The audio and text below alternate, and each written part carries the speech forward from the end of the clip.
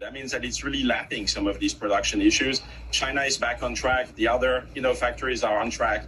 And therefore, I think the second half will actually look particularly strong. The company is on right now retooling Shanghai to even boost capacity by another 300,000 units. It's also boosting the number of shifts in Berlin. We believe the second half will actually be quite strong, and then some more.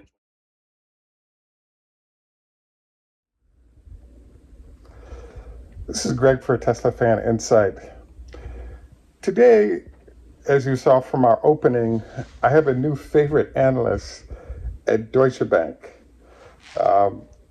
Today, we're going to be covering sort of his thoughts to be aware of in terms of investing in Tesla over the next 6 months. And we're also going to be covering the fact that we've hit the 3-day rule and we're getting a nice reaction from 3 days after the numbers came out on production for Q2. This is Greg for Teslafaninsight. Thanks once again for joining us. If this is your first time, welcome. If you're a repeat visitor, welcome back. We also want to thank our Patreon supporters. If you enjoy the show and like better ideas on investing and trading, please join us on Patreon. For this week, I wanted to note that early in the week, actually on Tuesday, we pointed out that Tesla would likely, because of the good numbers, have a nice boost by Thursday, Friday as we came into the 3-day rule. And you're missing out on information like this if you're not a Patreon supporter. So the first thing I wanted to review is you saw some discussion by Deutsch Bank analysts on kind of where things are for Tesla. As we already all know, Tesla had some problems in Shanghai, which lowered the numbers, but he reiterated the fact that Tesla had its biggest production month in June ever. So I thought this was actually great news that he presented. There's a new wrinkle that he introduced that I was really, really impressed by, and that is that it turns out that one of the things that analysts like him have been doing is continuing to check on, if I order a Tesla today, how long is the backlog? And I would say the biggest impacting comment that I heard from him was that the backlog was large and still growing, despite the fact that there had been 10 price increases this year related to commodity prices being higher. And so one of the things we've talked a lot about on our channel is that the backlog is well known for Tesla. The problem was, is there enough information about, where we are in production, where we are on the backlog, and how the two of them are going to work with each other to accomplish the task of successful production. And so I thought it was creative that the analysts would use, the length of order time as a way to gauge backlog. That way they could actually present estimates on where Tesla was based on sort of current information that's typically not available from anybody, including Tesla, in terms of information you could use to make decisions about whether it's a good or bad investment. So congrats to them on using this metric and levering that to give Tesla an $1,100 price target. So I just think it's creative. It really shows how well the company's doing. And I also want to say that we've entered, I want to say, Tesla perhaps 4.0 now. What 4.0 is about is that if you think about it, in the early days, of 4 or 5 years ago, if Tesla missed its production numbers the way it did, even if there was a valid reason, it could actually tank the stock quite severely. And we did see a little bit of a dip when it was announced that Shanghai is doing testing once again. So I really think that you can really see the evolution in the company in terms of, now that the factories are completed and we have these backlogs, a lot of different ways people can analyze the metrics on the company.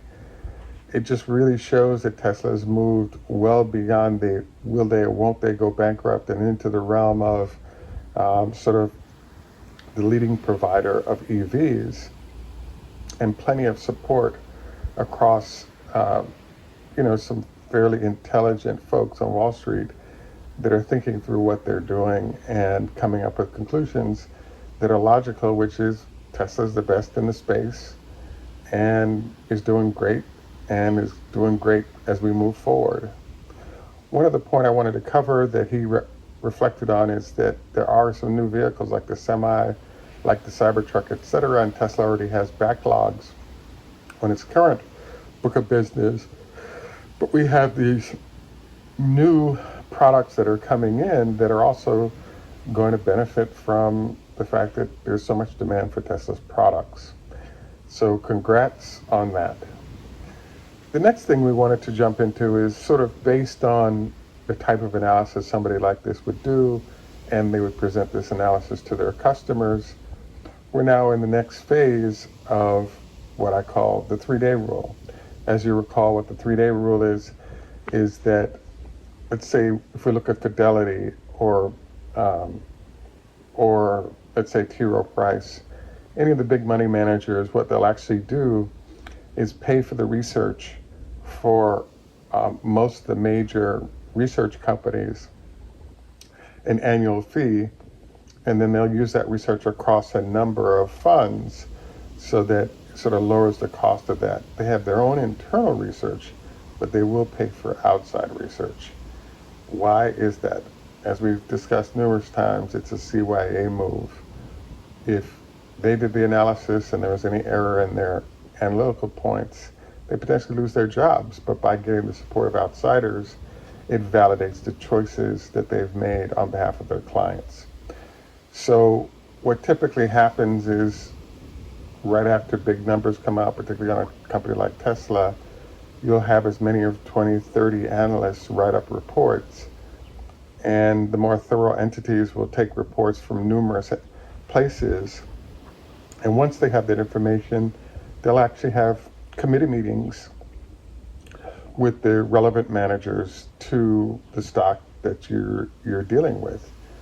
Post those committee meetings, you then have the decision to buy or sell a stock. In this case, it's Tesla, but that's when you'll get movement of the stock at about the third, maybe the fourth day after the big announcement was made.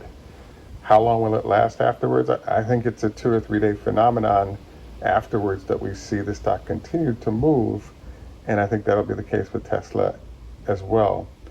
The only fly in the ointment is, as we know, there's some challenges relative to the markets. As oil prices bounce up and down, that's a factor that can go counter to the good news that Tesla has presented. Obviously, the next round of this will be associated when we actually see what the production numbers fill in with the announcement of earnings in 3 weeks. So for this route, I have to say congratulations on a good movement of the stock relative to the 3-day rule. The information presented, it's clear that the marketplace actually likes it, and looking forward to big things happening.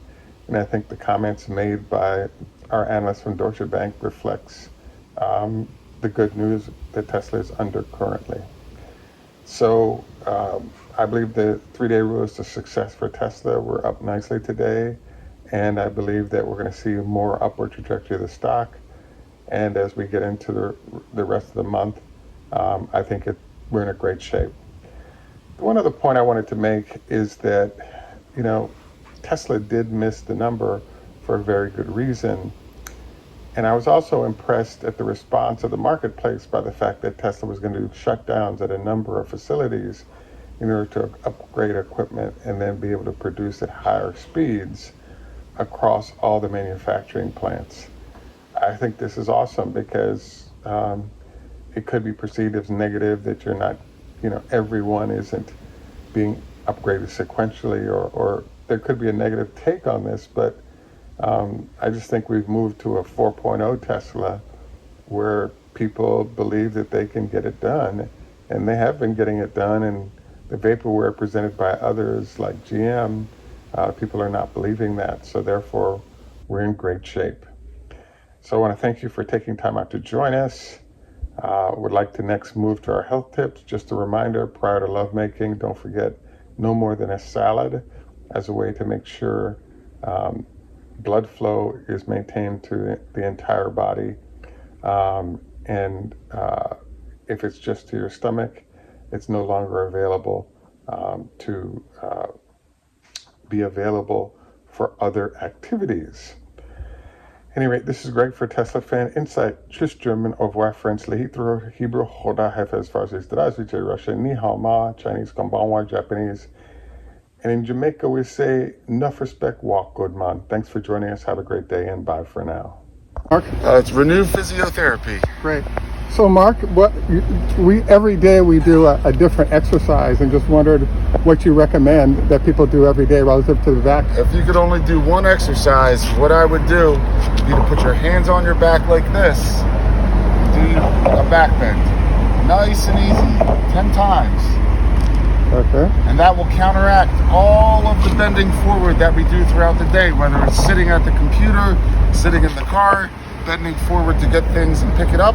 Even when we sleep at night, people tend to curl up and bend forward. Doing just this nice, easy stretch 10 times, 4 to 5 times a day, will get your back healthy. And your Renew Physiotherapy. Renew Physiotherapy. You also recommend the Cobra, where you're laying on your stretch would be great, where you're laying on the ground and you push on up like this. And that'll help stretch out your spine. Great. Yeah. Thank you very much, Mark.